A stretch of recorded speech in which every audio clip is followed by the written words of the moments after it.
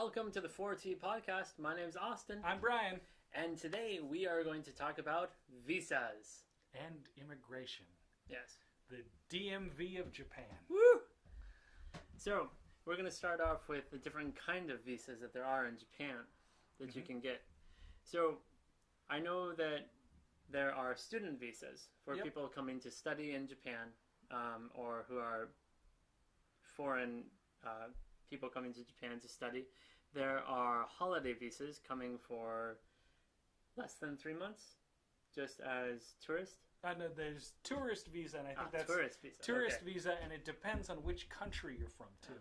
Okay. Like if you're from the United States and you get it, it's like 90 days. But I think like the Philippines is like 2 weeks, maybe 3 weeks or something like that. Okay. And then what other visas are there? Well, there's one in the UK. I think it's called a holiday visa, if I'm not mistaken. And that one actually does allow you to work a certain number of hours, but I think it's only for like 1 year. Okay. There's also the spousal visa as well. So when you get married, not to each other. That's no. Don't think that's legal in Japan yet. There's a spousal visa, and then there's permanent residence visas as well.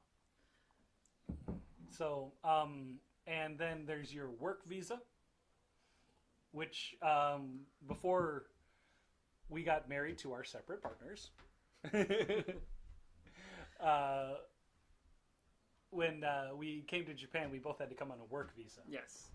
And there's also like different visas for different areas of study as well. So you would need a different visa as an architect, and a different visa as like an engineer, and a different visa for different areas.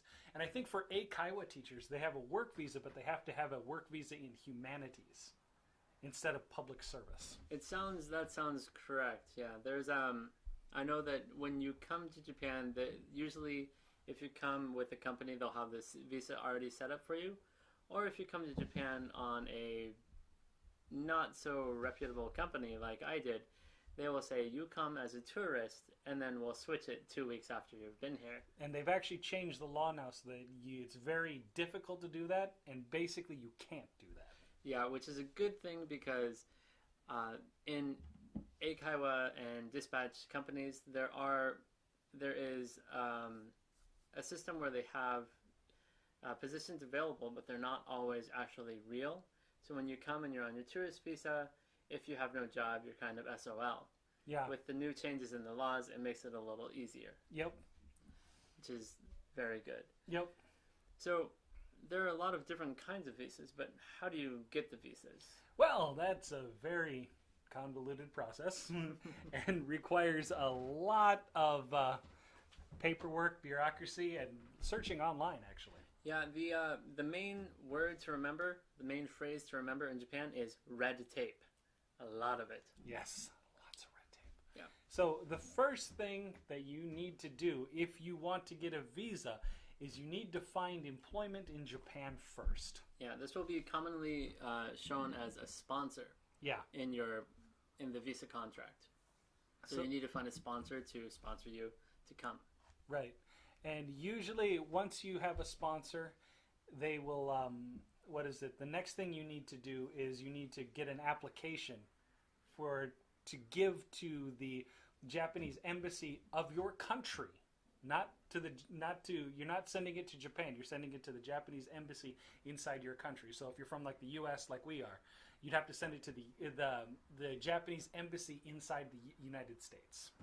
And once that gets approved, then you will generally be approved, and when you come to Japan, you get the certificate of authenticity. Yes, okay. So what'll happen is when you send the application, you also have to send your passport, the sponsorship material that you will receive from the company, and you send all of that to the Japanese embassy. Then the Japanese embassy checks your background to make sure that you weren't involved in any criminal activity or anything like that. And if you get the okay from that, then they scrutinize everything inside there. And if you pass that, then they send you what's called a certificate of authenticity. And that is the process to get the visa. then once you get the certificate of authenticity, which is a little, it almost looks like a bond, A little like bit, a stock note or like a bond, and you present that when you come to Japan to to immigration, and then they issue you your residency card. Yep. So that's how you get it when you come to Japan. Now, once you're in Japan and you have your visa and it expires, then there's another process to renew your visa. Right. And that's when we go to the immigration office. Yes. As Brian so eloquently put it, the DMV of Japan. Right. So when renewing your visa, you have another application to fill out, except for this one is not as long. The what is it, to renew a visa isn't as long. No, it's only, if I remember correctly, it's only a 2-page application form where you have to supply your social security number. If you're from America, you have to have your a photo ready for the next card. For the card, and then you have to have a 4,000 yen stamp, revenue stamp that you have to go to a post office and get, and then they can paste it on there, and then you have to fill out all the information, and then you can submit that. Right. And with all of the stuff that we're telling you right now, even if you submit something, that doesn't necessarily mean that you're going to get a visa. Yeah, it depends on a lot of other factors as well. They will scrutinize every aspect of your life. Oh, yeah. The other thing is that also when renewing your visa, you have to submit last year's taxes of like how much you've paid in taxes and how much you paid in healthcare, how much you paid in pension, and how much you paid in taxes. You have to submit documentation to immigration with all of that other material. So that is where, and they will look at that and they will actually go through and scrutinize it. And if there's any mistakes at all, or if there's anything at all, they will cancel your application. And you'll have to redo it, and repay. Yeah. Or if you crossed a I or dotted a T, you're going to have to rewrite the document. Yep. And a lot, depending on where you go, you can write in English, but it's preferred that you write in Japanese. Yep. So if you can write in kanji or katakana, that would be better, because not everyone can read the English. Yep. So at the immigration office, some of the people there are actually quite pleasant. Some of them. The majority of people there basically behave like someone at the DMV. So if anybody in the DMV is Department of Motor Vehicles. So anybody that might not be from the U.S. that has a different name for their Department of Motor Vehicles might understand this process very, very similarly. You meet someone at a window and they have a less than pleasant attitude, even though you're smiling and have all the documents ready to go. And they tend to have a less than friendly attitude. They do. At the Sendai immigration office, we both live in Miyagi, so if we have to go down to Sendai. You're first met with a security guard. The security guard, well, there used to be a security guard. I don't know if he's still there anymore, but an armed security guard that will check all your documents and then send you to a specific location. So first you'll be sent to the information center if you're missing forms, and that's where you'll meet your first lovely person. So last time I went, I had a lovely overweight Filipino lady who spoke broken English and horrible Japanese, who helped me through my application process. And the most recent time I went, I had a lovely young lady who spoke 3 different languages and was able to help me in no time at all. And from there, you'll be sent to another window for the processing of your application. And the processing of your application can take up to from a couple minutes to a few hours, depending on your application, your level of Japanese, and all the documents that you've had. And whether it's close to lunch or not. Oh, if it's close to lunch and you come, they will hate you and they will make you pay. And wait. Yes. And wait. And even if you have a smartphone and you're on the internet, your battery will probably die before you see anybody. The first time I went to the immigration office, I went with the company that I had been hired with, and we went there at, it was probably 11:30, so everyone goes to lunch at 12:30, and they had got my application, and we were waiting, and all of a sudden, all the windows closed. Every single window closed, and all the information people left, and we were left in the waiting area for an hour until everyone came back from lunch, and then processed all the paperwork. Yeah. So while Japan is renowned for customer service at the immigration office, not so much. Yeah. Yeah. One thing to keep in mind with your visas is that each visa has specific things that it can and can't do. Yes. So, as an example, you could not take a teaching visa if you're teaching in like a public school, and then without changing your visa status, you cannot change visa status and go work at an eikaiwa immediately. Yes, you have to. Each one is specified to a certain occupation. So there are there are public servants visas. Eikaiwa was humanities, if I'm not mistaken. I believe you're correct. Yeah, there's all different kinds of visas. So when you apply for a visa, you need to be very specific about what your occupation will be, or what you would like to be occupied in. If you get married in Japan and you get a spouse visa, it's a catch-all. Now, that's another story altogether, Yeah. Applying for the spousal visa. Oh, God. We talked how the immigration will scrutinize your business life. But when you get married and you want the spousal visa, that's a whole new level of Big Brother coming into your world. Yeah, they scrutinize your personal life as well. So for me, we had to submit our marriage license from Japan and America. We had to submit a map of our house up to 1 kilometer around. We had to give photos from our history. So the first day we met, all the way to when we were married, birth certificates and tax certificates, and anything else that had to do with the two of us together. And all of that together took 6 months to process. Mm-hmm. That is normal for a marriage license. Yeah. Or not marriage license, a spousal visa. Spousal visa. So they're very invasive. Yep. But you can understand if you want to become the spouse of a Japanese citizen and live in Japan with not having to worry about visas. Right. So much.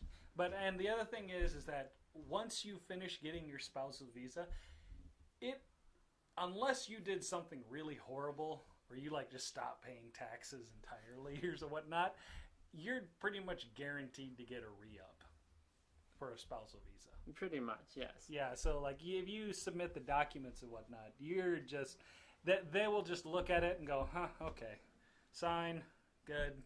And then they'll call you within like a week or so, instead of making you wait like the 3 weeks or 4 weeks or whatever it is. Yep. To get your visa. I remember, when we did our, spousal visa.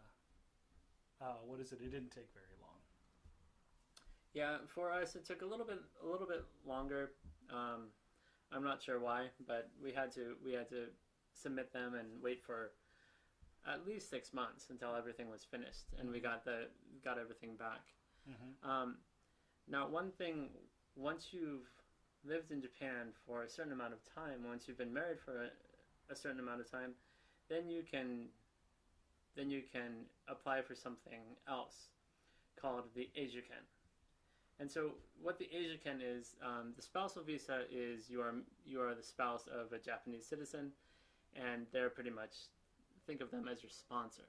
Yeah. But when you have the Ejuken, that is you're pretty much nationalized. It's your permanent residence. There you go, permanent residence.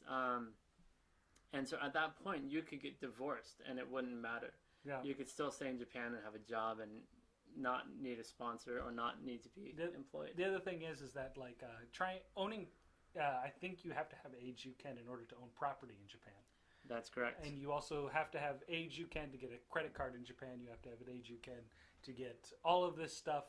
You have to have permanent residency to do this as a foreigner living in Japan. Mm.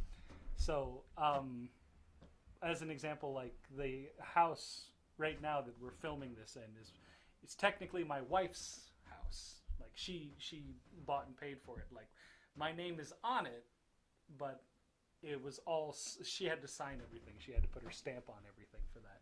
I couldn't do anything because I don't have permanent residency yet. Yes, and that's the same with my house. Everything is under my wife's, my father-in-law's name. And then when I am able to get age Japan, it will all shift to me as head of the household. Mm-hmm. I kind of don't want that much responsibility, but you know. So I'll talk a little bit about the process of the age Japan, just because I'm applying for it here in a little bit.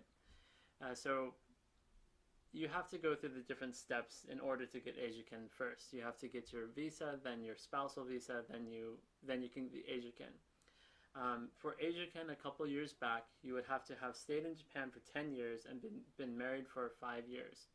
Now, the laws have changed a little bit, and you have to have been in Japan for, I think, only 7 years and been married for probably about the same 4 or 5 years. I think it's like 5 years. You don't have to be married, though, to get it. Yeah. It looks a lot better when going through the process to have been married to a Japanese national, but you don't have to be married to one. Yeah. It's just something that shows that you're committed to living in Japan. Yeah, this goes back to like the what is it? Japanese hierarchy, societal hierarchy, like going to get a job in Japan and wanting to be recognized by the people you work with. Well, the first step is to own land. If you own land, you get higher recognition. Next step is to get married. Yeah. Then higher recognition. Then get a house. Then have a kid. Then might have another kid. And then as things come together in that sense, it makes you look more stable inside Japanese society. Mm. So those are the steps to get to age Japan, and then there's the actual application process. So if you aren't married in Japan and you're applying for age Japan, there is a lengthy process where they will look through everything through your history. You'll have to submit your social security number or any identification numbers from your country. You'll have to do tax information from your country and living in Japan. You have to make sure show that you have a job and that you can hold a job, and they'll do a lot of other things. If you have been married, if you are married, the process is shortened to a 2-page process. I have my Asian application at home, and because I was married and I submitted all the paperwork for the marriage visa, that will be all taken into account. So now what I have to do is I have to submit where I live. I have to draw a map. I can't print it.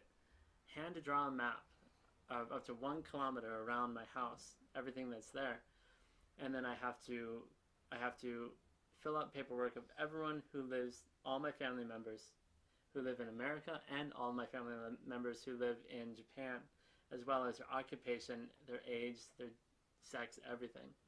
And then you have to, after submitting all of that, you have to sign a contract, and you have to get the revenue stamps and submit all that to the immigration office. And this process generally takes about 3 months. It used to take about 6 months, but because I'm married, it will take about 3 months. So age Japan, while it is invasive, it's not as invasive as getting married in Japan. Right. Okay, so next thing we're going to talk about here is what happens if you are past your past your stay on your visa. If you stay past the expiration date on your visa. This happened to me. Yeah, I was about 10 days over when I realized what had happened. What had basically happened is on my card, it said from, what is it? I was supposed to get a new visa in March, but for some reason I thought it was due in May, so I was like, oh, I still have time. And then I looked down at my visa and find out that I was 10 days late. And I was like, oh God. Because usually, I'm usually on top of this kind of stuff. Like when I had to change visas and when I had to do, get new visas at renewal, I was always like, the 3-month mark is like the earliest you can go to get a visa, like renew your visa. I was like, the 89th day was the day that I went in to renew my visa. So anyway, here's the first thing that happens. First of all, you need to go to the immigration office and explain exactly what happened and apologize profusely, both in Japanese and written in Japanese as well. You need to submit a handwritten piece of paper in Japanese. Do not submit anything typed on a computer that you printed off and brought in. If you handwrite it, it will look so much better for you. And at this point, it'd be best to pull a Japanese friend of yours aside, or in my case, pull your wife aside and say, help me write this. And make sure you write it in your handwriting, but have whoever's helping you help you with the characters. And one thing real quick, talking about applying for the visas earlier, if you were to apply without a passport, if say your passport is being renewed at the consulate, you have to get a signed letter, handwritten signed letter from the consulate, and you have to handwrite a letter as well explaining why you don't have a passport when you apply for your visa. Yep, no problem. So at this point, you are at the mercy of the immigration office. They can choose to deport you. They can, and that's one thing that you should be on top of your visa, because they can choose to deport you. I was really lucky when it happened to me, and this is the reason why I was lucky. My wife came down, and my wife was about 5-6 months pregnant at the time. So my wife had her baby bump, and we went up to the counter, and we were like, I'm a little late on my visa here, and I need to renew it. And I'm not saying I can't go back to the United States, but my wife is pregnant. She needs me to be here to help with the baby. And you see the guy behind the counter go, just make that. So I submitted the letter, the apology letter. I submitted all of the documents, everything needed. And the guy's like, all right, so this is what's going to happen. We need to put you on a visa before we can change you over to the spousal visa. So they were like, so first we need you to fill out the documentation to transfer you over to a tourist visa, which is, if you're a U.S. citizen, they just stamp your passport, you get a tourist visa. So they stamped my passport, gave me a tourist visa, made me fill out all the documentation, and made me pay 4,000 yen to renew that to get that visa. Then they're like, okay, now we'll start the process of filling out for the spousal visa. Then I had to fill out the information for the spousal visa to renew my visa again. So I filled out that information, paid another 4,000 yen for the revenue stamp. So after paying 8,000 yen and changing my tourist visa that I'd only had for 45 minutes into a spousal visa, I was able to go through that process to get my spousal visa again. But with that said, if you are not married and you are like a student or you're on a working visa, they may be less forgiving. I was just lucky at the time because my wife was pregnant and she was there with me explaining exactly what happened. That always helps. That's called an ace in the hole. Yeah. Yeah, but if you can't speak Japanese well, or you don't have a good grasp of legal Japanese, it is always helpful to have a Japanese natural speaker there Yeah. who can help navigate you through that. Yeah. If you're an ALT and you are with a good company, they will always bring send someone with you to the immigration office to help you. If you're not with a good company, you're kind of SOL and have to do it on your own. Yep. So hopefully you're with a good company if you come as a teacher. Yes. So now it's time for something that has been on topic for a while with a lot of foreigners in Japan and a lot of foreigners in general, especially Americans. Mm-hmm. Why? Because of President Trump. We're talking about naturalization to another country. So the pros and cons and how it's done in Japan. How it's done in Japan when you want to naturalize. First thing you have to do is you have to apply. And you do this at the immigration office first. You go to the immigration office and you get an application. And once you get that application, fill it out, you have to go to the consulate of your country. So America, the Tokyo consulate. And you have to fill out that application there as well and get a Hanko stamp from them. And then you have to get another sheet of paper that is the refusal, the denial of your citizenship. Yep. And once you get that and you turn in your passport and you give that to the Tokyo consulate or the consulate of your country, it's a pretty long process where they review everything, make sure you're not running from any crimes or evading taxes. And then you have to go back to the Japanese immigration office and do one more application for your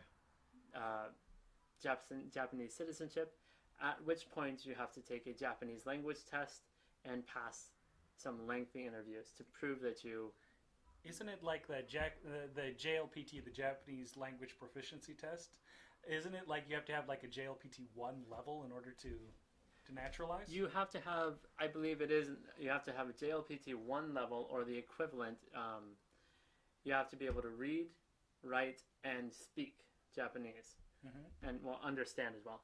Yeah. So, and if you can do that and you pass the interview where they test you about your knowledge of Japan and why you want to move to Japan as a national citizen, then they will process your application, and after 3 months or 4 months, they can either approve or deny. Right.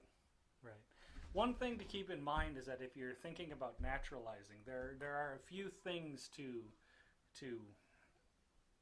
consider, especially if you are a parent inside Japan. If you naturalize to Japan, your child doesn't lose their U.S. citizenship, but it makes it very difficult for your child if your child plans to go to their secondary country of origin. So when it comes to, as an example, like if I'm from the U.S., if my son were to go to the U.S. to go to school or go do something like that, I would have to sign all documentation for him and whatnot. And for me to get into the U.S. to do all that signing of documentation might be an issue as well. Also, other issues to consider are if let's say a radical political party were to take over Japan, like the Nippon Kaigi? Yes, like that, or some other one that just might appear. It can be a little bit problematic when you want to leave the country as a national. Right, like you basically have a target painted on your forehead. Yeah. And there are parties within Japan who are a little bit radical, and if they did come to power, there would be a little bit of a turning point sure it's not blowback from nationals. There are a few that have expressed interest in Japan having an apartheid. So it is, while it is a far-fetched reality, it is something that... Plausible. Yes. Very plausible. Yes. And so that is visas, naturalization, and Asia-Ken. Anything else that we can talk about? I think that covers pretty much everything. That does cover a lot of things. If you have any questions or comments or anything else you want us to talk about, feel free to put those in the comment section below. We would love to hear from you. And if you want to hear from us, to talk with us, or check out our own YouTube channels, you can reach Brian at Gwedo TTJ, and you can reach Austin at ALTX. All right. So don't forget to like and subscribe. All right. Bye-bye. Bye.